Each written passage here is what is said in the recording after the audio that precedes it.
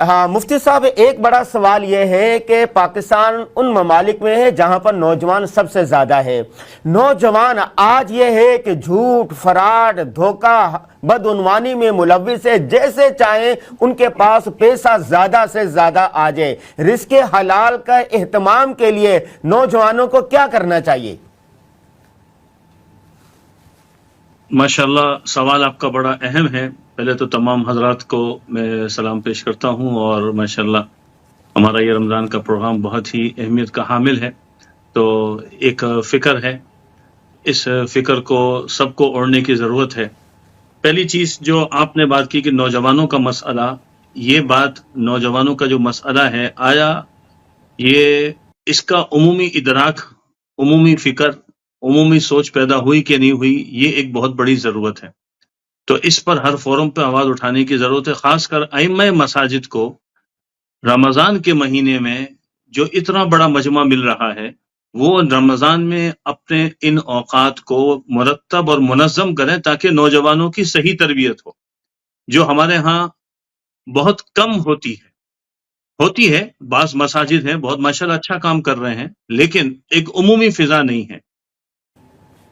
اگلی بات یہ ہے کہ نوجوان جو طبقہ ہے، یہ وہ طبقہ ہے جو چاہتا ہے کہ میں اپنے آپ کو دین میں لگاؤں۔ وَرَجُلٌ شَابٌ نَشَأَ فِي عِبَادَةِ اللَّهِ، حدیث میں آتا ہے کہ وہ نوجوان جس کی جوانی اللہ کی بندگی میں، اللہ کو راضی کرنے میں، اللہ کی اطاعت میں، آپ صلی اللہ علیہ وسلم کی کل قیامت کے دن عرش کے سائے میں ہوگا۔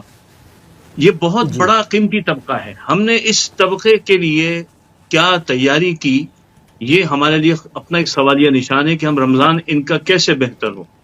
پھر یہ جو نوجوان طبقہ ہے، دیکھیں ہمارا جو نوجوان طبقہ نا 4 بڑی ایکٹیویٹیز میں رمضان میں مصروف ہوتا ہے۔ پہلی چیز ہے تعلیم، ہر ایک کی اپنی ضرورت ہے، پڑھنے جاتا ہے یا جو ہے وہ کوئی دینی تعلیم ہے، دنیاوی تعلیم ہے۔ دوسرا طبقہ ہے جو کاروبار میں لگا ہوا ہے، چاہے وہ اپنا ذاتی کاروبار ہے، چاہے وہ اس کی کہیں پر جاب لگی ہوئی، وہ اس میں مصروف ہے۔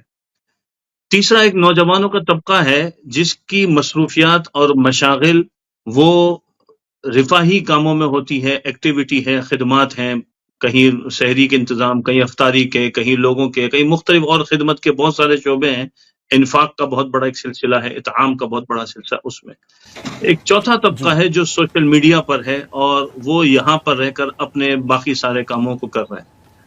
تو ان نوجوانوں کے اندر اگر ہم ان کو چاہتے ہیں کہ صحیح نہج پر، صحیح رخ پر لے کر آئیں، تو میرا یہ سمجھنا ہے کہ ہم رمضان میں ان کو سیرت طیبہ سے جوڑ دیں، ہر مسجد کی سطح پر، ہر تعلیمی ادارے کی سطح پر، اور ہر گھر کے اندر اس کا ماحول بنایا جائے۔ سیرت کو سے جوڑنا امت کو سب سے آسان، کیونکہ رسول اللہ صلی اللہ علیہ وسلم، جی میں یہ بات پوری کروں، رسول اللہ صلی اللہ علیہ وسلم آخری نبی ہیں، تو آپ کی جو شخصیت ہے وہ آئیڈیل ہے۔